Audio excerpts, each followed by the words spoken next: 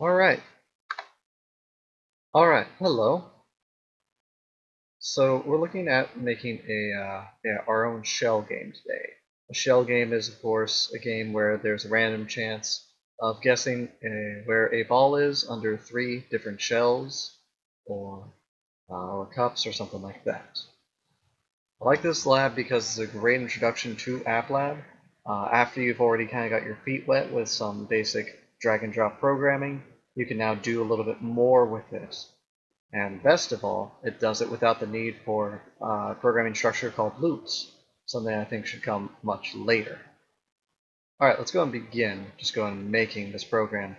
Our idea is going to be that we have a few buttons here, here, and here for the shells. A little label describing what we want to do, and then a couple of labels that tell us how they're, whether or not they got it right or wrong. And then we'll also have a score going on. We want to keep a score. All right, so let's go and start dragging all those out. We want 3 buttons. I'd like those buttons to look a little taller than they are wide.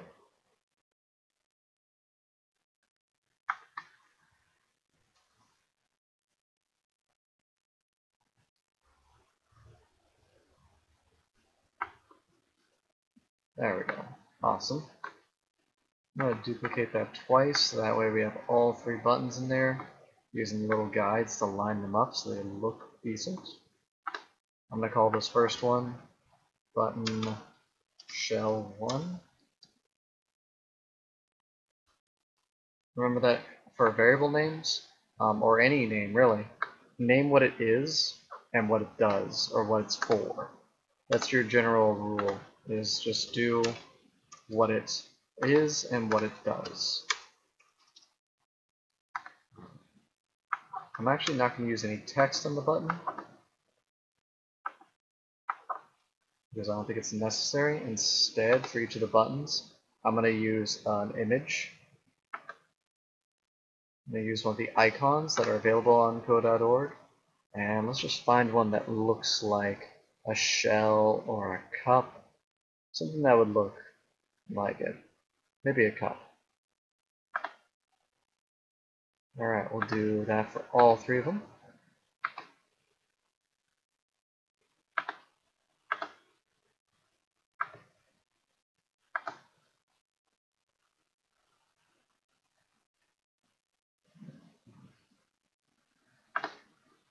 Alright, great. And since, of course, it should be 3 of them, we have all 3 set up. Alright, let's do this. Let's get some instructions on this page. I'm going to put ones right up there. Choose a shell.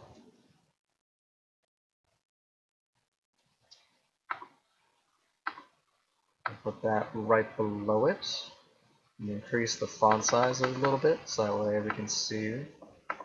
Now that one's just letting them know that I want them to choose this one of the shells up here. I'm not going to bother with naming this label because we're not really using it for anything.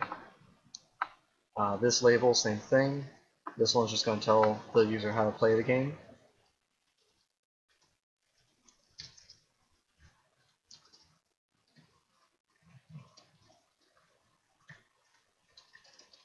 So a ball is hidden under one of these shells. Can you guess which one?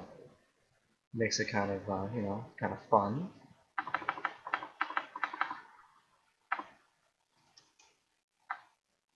And I'll also be a little exact about this and get that right there, get that right there. Alright, cool. Alright. So we got that set up. Now we're going to put 2 labels down here. These ones we will. I'm going to have label you win. Down there will say you win in big, big, big letters.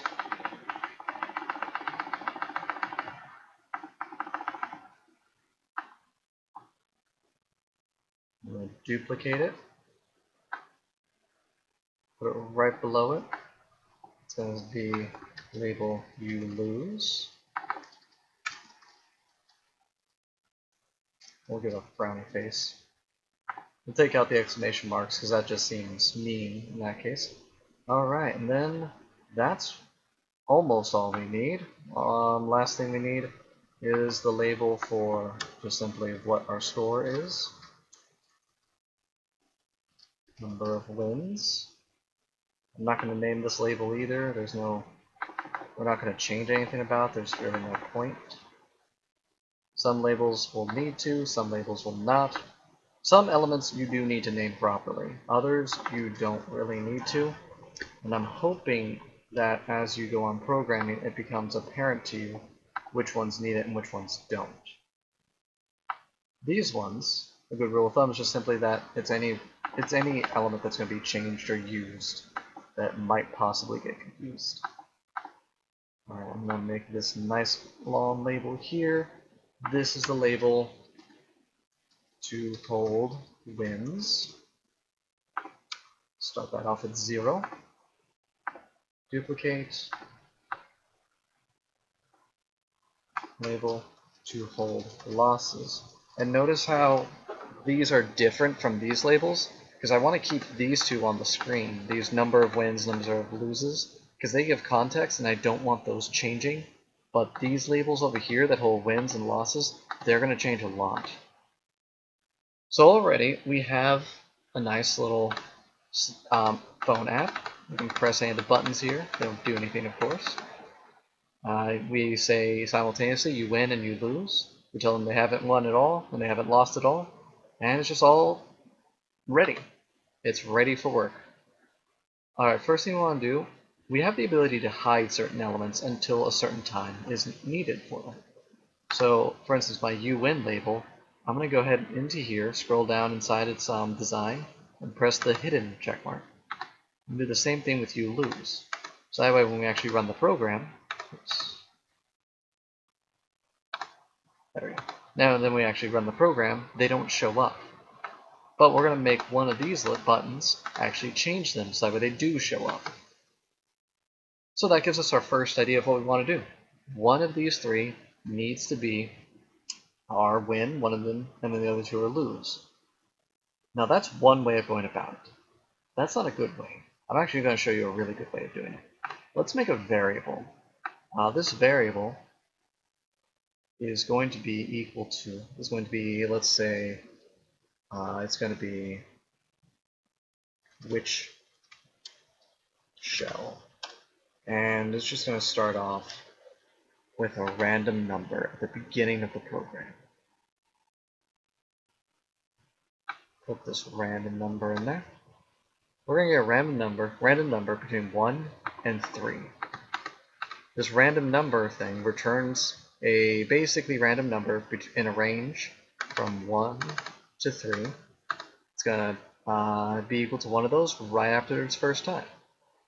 So then I'm going to put in a UI control for onEvent. And so on the event that button shell for 1 is clicked,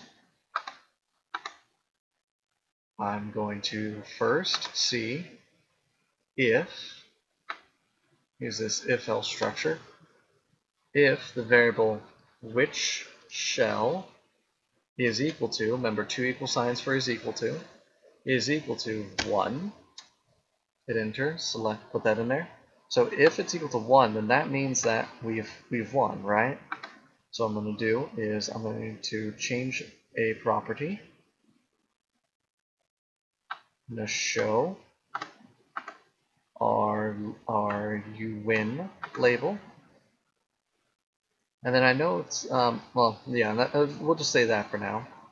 And if it wasn't equal to 1, you know, that wasn't the shell that was holding it, we're going to set it to you lose. So already, let's go and run it. And one of them comes up. You see, you win came up, so it must have been because which shell was 1. We'll reset that. Oh, we didn't win it that time. Hey, we won it.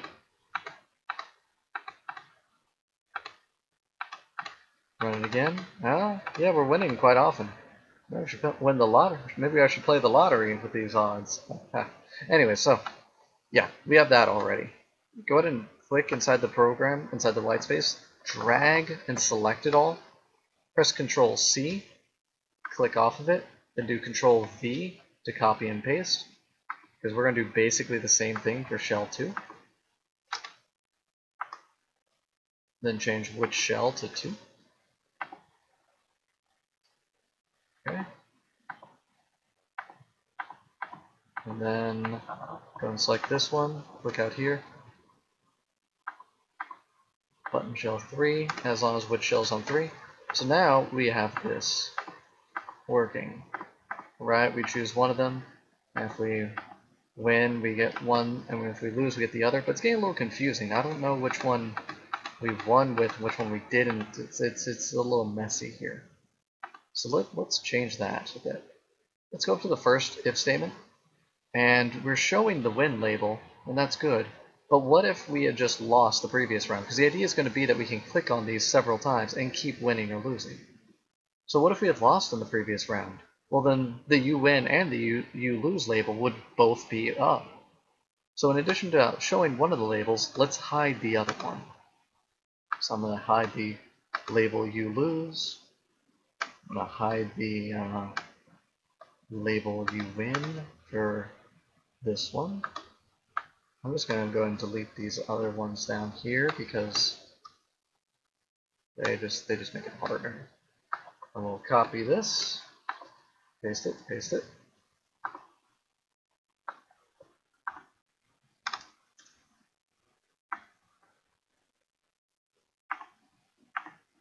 Yeah, this code is all very similar. Okay, let's see if we have it working yet. Yeah, look at that. We can keep changing it. We can see clearly the 2 shell was the winner shell. The others are lose shells. And no matter what, we don't ever get 2 of them on the same up at the same time. Nice. Alright, now this game is something, but it's also kind of boring. And I don't mean that just because shell games might not be all that fun to you, because they're fun to some of us. What is boring is you run it, and you figure out which one is the winning shell, and then that's it, and then you have to restart the whole thing. That's going to make our count of wins and losses hard to keep track of, because well, you can only win or lose once per run of the whole app. So let's fix that. Go to variables, go to the top of that, and find the variable drag and drop that looks like x equals blank, and drag that in after the if statement inside one of our on events. Change the x to which shell, because we're going to change which shell to another random number after we choose one of it. Now you can either type this in or drag and drop from math. I'm going to go to the math group, find the random number block, put it in there, do 1 through 3. I'm going to go ahead and copy and paste this into the other 2 on event blocks, so that it happens after we check if which one the shell was under. After we check if the shell was correct or not, then we go ahead and set it to another random number. And with that, you notice how now we can change it. However many times I click on the first shell, we can win or lose. Alright, so we're pretty close. We now are able to, every time they choose another shell, it gets re-hidden. So we can add up to our wins and losses. Let's actually do that now. Make a variable, new variable, go to variables, drag over 2 of those var x equals blank things. Change the first x to number of wins, second x to number of losses. Set them both equal to 0. Find the x equals block again, and now drag it into the if statement for button shell 1. Set number of wins equal to number of wins, and you can just use the keyboard for this, plus 1. So we're going to set it equal to itself plus 1 more. Drag and drop another x equals block into the else statement, so that way number of losses is going to equal number of losses plus 1. And with that, we've at least got it working for our first shell. Hit the run button, Ah, yes. 0 wins, 0 losses. So what went wrong? Well, there's one more thing we have to do. We have to actually update these two. So let's reset again. Let's go to UI controls. And let's scroll down to where we have the set property. Because we're going to actually change the property of the text of these two labels so that they represent the changes. So set the property of the label to hold wins, change its text to, and then for this, click inside that box, click just before, and press the delete key so you can delete everything. You won't be able to otherwise. Alright, the variable that is holding our number of wins is number of wins. Press enter at the end of that. Let's run it, let's test it, make sure it works. Every time we win, we should get another win, and that does appear to be happening. Yeah, awesome. Okay, and then do the same thing for label to hold losses. Gotta click before it again, press the delete key. Number of losses. Alright, with that, heck yeah, that's pretty cool, isn't it? And you can see pretty much the kinds of chances we would expect. Roughly 1 to 3, or 1 to 2, I should say. 1 out of 3, 1, 2, 2, yeah. Alright, that finishes this whole shell. If you'd like to go and add those to the other two shells, you will have a working program. I'm going to go ahead and just delete these other two. Drag them out. Select this one again, copy it twice, and then just change the few things I need to change. This is nice stuff. Alright, and then with that, we got a pretty excellent program here. Thank you so much for watching. I'll see you next time.